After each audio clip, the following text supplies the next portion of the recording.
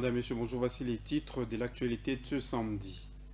Matata Pogno accuse la CENI de manœuvrer avec le gouvernement pour reporter les élections du 20 décembre 2023. Accusation contenue dans une correspondance relayée hier à la presse. Elle se veut rassurante. Marie-Josée Ifoko, candidate à la présidentielle de l'année en cours, a déclaré qu'il n'y a aucun homme qui peut l'effrayer dans la course à la magistrature suprême. L'Organisation mondiale de l'alimentation a présenté à Kinshasa les résultats de la troisième évaluation des données dans la situation d'urgence en République démocratique du Congo. Et puis, le départ des contingents de l'EAC du sol congolais ne signifie pas le retrait de la République démocratique du Congo dans cette organisation sous-régionale, affirmation portée par Mbusa Nyamwisi après un tête-à-tête avec le gouverneur du Nord Kivu hier.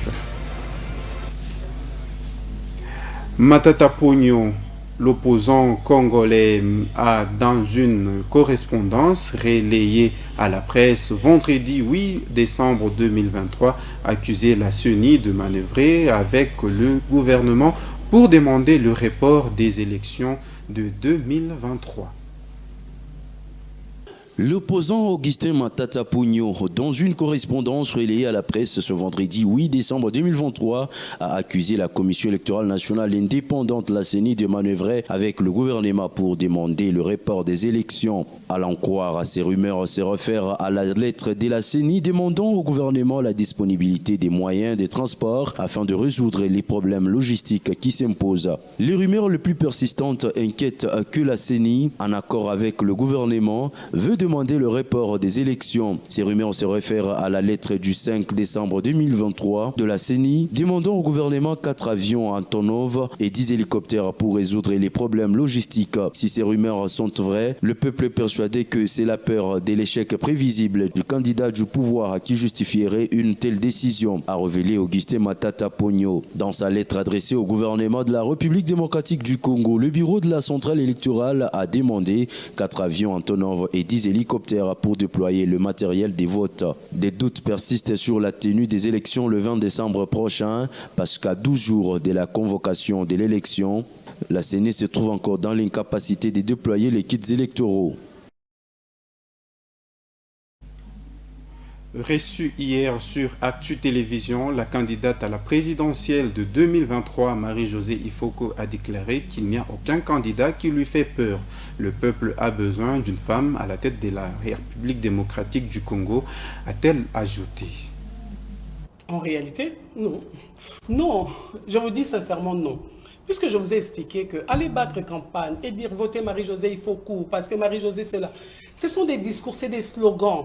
C'est à ça que j'invite le peuple congolais. Il faut prendre le temps. Ça c'est du bruit. Comme le Congo le dit, nous sommes dans le bruit et c'est ça le bruit. À un moment donné, il faut que le peuple écoute. Et c'est dans le calme que le peuple écoute. Quand nous passons comme ça dans vos médias, plusieurs personnes nous suivent. Plusieurs personnes entendent nos messages. Et beaucoup de gens, que ce soit d'un camp ou d'un autre, nous appellent pour nous féliciter. Ils disent, maman, franchement, je peux vous rassurer que votre message, je le ferai parvenir au fin fond. Parce que nous comprenons qu'il y a du sérieux, il y a de l'amour. On veut un changement. Le peuple, tout ce qu'il veut, c'est un changement. Le peuple veut manger à sa faim. Le peuple a besoin d'une femme à la tête de ce pays-là. Parce que la femme, elle est responsable. Vous savez, je le dis toujours, des fois les jeunes filles, je dis toujours que le fait d'être mère nous oblige à devenir responsable. Le fait d'être mère nous arrête. On ne sait plus continuer la marche parce qu'on doit prendre soin d'un enfant. Et c'est la même chose. Être dirigeant, être un président de la République, c'est une responsabilité. Ce n'est pas un avantage. Et donc nous croyons en notre message, nous sommes fiers de cela. Nous battons campagne avec nos moyens et nous demandons au peuple congolais, ceux qui entendent nos messages, qu'ils puissent le faire parvenir aux autres qui sont dans le fin fond. Parce que même les grands, comme vous le dites, ceux qui battent campagne aussi n'arrivent pas au fin fond. C'est toujours ceux qui ont entendu qui vont aller rapporter ce message. Oui, bien sûr que la politique est faite des alliances. Nous sommes dans un grand pays et c'est vrai que ce n'est pas évident de fois que le peuple puisse comprendre notre message ou l'entendre comme je suis en train de me battre pour qu'il puisse comprendre. L'alliance, faire une alliance n'est pas un problème pour nous. Mais pour que nous puissions faire une alliance, si nous devons en faire une, je l'ai bien dit, si nous devons en faire une, parce que le but ici, ce n'est pas obligatoire de faire une alliance. Nous pouvons aussi rester la tête haute, comme on l'a fait en 2018. Je ne me suis pas rangé. Parce que je disais que j'ai un message à porter au peuple congolais, je voudrais qu'ils le comprennent. Aujourd'hui, c'est ça ma préoccupation, que le peuple puisse entendre qu'il y a un autre son de cloche, il y a une autre façon de faire les choses. Et donc, faire l'alliance n'est pas un réel problème. Si je devrais, parce que je travaille avec une grande équipe, faire une alliance, alors il va falloir qu'on tienne compte de la congolaisation. Parce que c'est une vision qui est salvatrice pour qu'il y ait un réel changement, pour que la prédation cesse dans ce pays, les détournements, les vols de deniers publics, il faut que le peuple soit congolisé. Donc, s'il y a une personne qui veut bien prendre mon balai et dire que oui, j'accepte de t'accompagner, enfin, j'accepte qu'on soit en alliance pour pouvoir nettoyer ce pays ensemble, alors je peux voir les choses autrement. Et puis l'Organisation mondiale de l'alimentation FAO a présenté à Kinshasa ses résultats de la 3e évaluation des données dans la situation d'urgence en République démocratique du Congo. Cela s'est passé au cours d'un atelier de diffusion des informations et communication, des résultats d'analyse des conflits et des indicateurs de sécurité alimentaire dans la province de l'Ituri.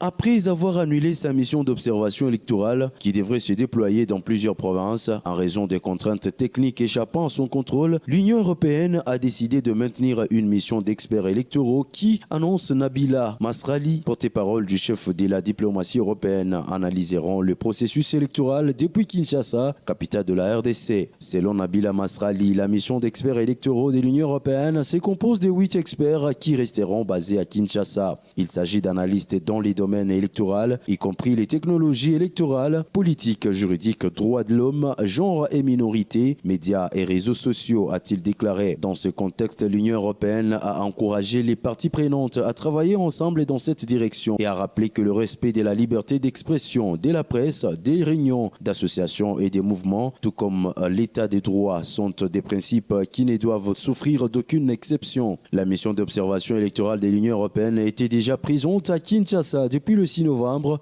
pour observer les élections générales du 20 décembre 2023. Composée de 13 experts électoraux ainsi que de 54 observateurs, elle était dirigée par la chef observatrice Malène Djork, membre du Parlement européen. L'Union européenne a annulé sa mission d'observation électorale parce que les autorités congolaises ne lui ont pas accordé l'autorisation nécessaire pour l'utilisation de ces moyens de communication précieux tels que le téléphone satellitaire et des kits Internet essentiels pour le bon déroulement de la mission.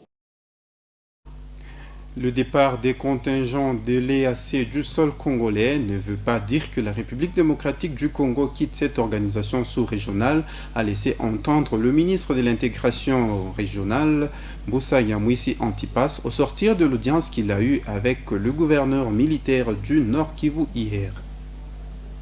Œuvrer dans le domaine social, se souvenir des nécessiteux et d'autres œuvres humanitaires est le champ de bataille de la candidate numéro 1646 à la députation provinciale dans la circonscription de Lubumbashi. Voter pour Blandine Bilunda Mushipula reste une solution à tous égards pour un Congo nouveau. Je suis candidate à la députation provinciale dans la circonscription de Lubumbashi. Mon combat politique s'inscrit dans le cadre de la défense des faibles, des vulnérables et des nécessiteux, afin de réduire les écarts sociaux observés dans les différentes couches des populations par l'amélioration des conditions de vie de mes concitoyens. Et cela en promouvant la bonne gestion de la chose publique, en favorisant l'accès à l'eau potable, aux soins médicaux de base et à l'énergie électrique, en créant des emplois qui garantissent un revenu adéquat permettant d'éliminer le bout du mois. Le travail doit dépasser les paroles. Agissons utilement. Signalons que Blandine Bilunda Mushipula, candidate numéro 1646 en province, reste une femme dynamique au grand cœur ayant fait des œuvres sociales son cheval de bataille. Cette dame œuvre pour l'émergence des autres et son relâche et avec beaucoup de dynamisme. La population la considère déjà comme un bon choix pour les législatives prochaines. Fin de ce journal, mon dernier à avoir présenté sur Shalom Télévision. La vie est courte, profitons-en au mieux pendant que nous demeurons à la lumière du soleil. À très vite.